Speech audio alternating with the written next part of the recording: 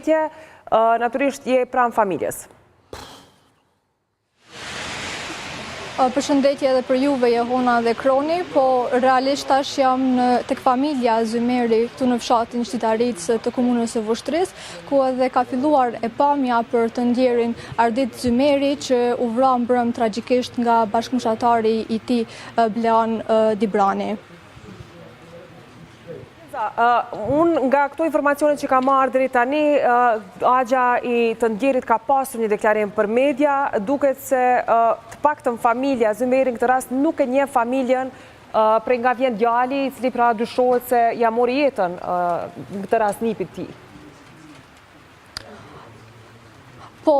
agja e tij sapo dha edhe një prononcim tjetër për media, po ashtu edhe për Klan Kosovën, e cili po ashtu edhe një herë ripotensoi se nuk është që ka pasur ndonjë problem me askënd sa i përket familjes së tij, edhe po ashtu të ndjerit Arditit, edhe po ashtu ai theksoi se nuk është që ka njohur as bashkëmoshatarin tashmë të arrestuar i cili e ka kryer vrasjen, madje as familjen e tij.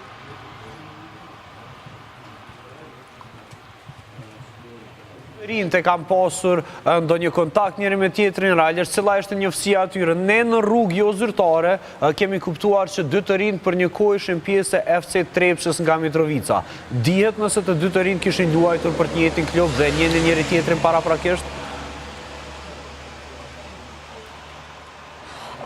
Ne e morëm informacionin nga agja e tij se ai pas iftarit kishte dalur për të shëtit dhe mandej pas asaj kishte ndodhur rasti tragjik. Gjithashtu kemi parë edhe një njoftim të këtij klubi që ka dalë me një letër ngushëllimi për të ndjerin Arditin, dhe po ashtu edhe ne kemi informata jo zyrtare që të dytë kishin qenë pranë në këtë klub, mirë po për rrethanat ose për motivin e ngjarjes ose vdekjes tragjike nuk është që kemi ndonjë të dhënë zyrtare nga prokuroria apo nga policia.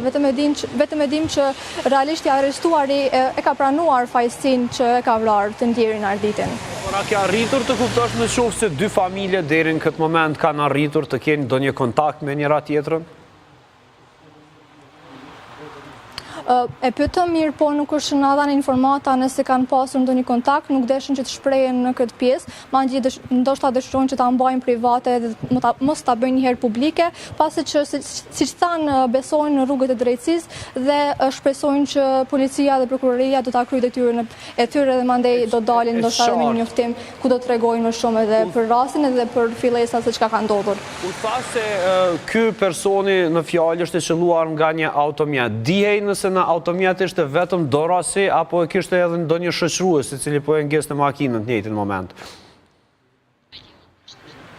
Nga informatat zyrtare, siç e dimë edhe siç kemi marrë nga policia, është që domethënë i arrestuari ka shtënë me armë zjarri dhe mandej në vendin e ngjarjes janë gjetur gëzhojat, është marrur pistoleta e të arrestuarit dhe po ashtu mandej është konfiskuar edhe një armë tjetër e gjatë në shtëpinë e tij, në cilën kishte pasur 5 plumba, pra siç duke i arrestuari domethënë 19 vjeçari kishte pasur edhe armë të tjera. Mirë po, sa i përket pyetjes tuaj nëse kishte qenë në makinë me dikë tjetër, nuk është që kemi këtë informacion dhe sigurisht që nuk mund ta dim tash për tash. Mirë po, nëse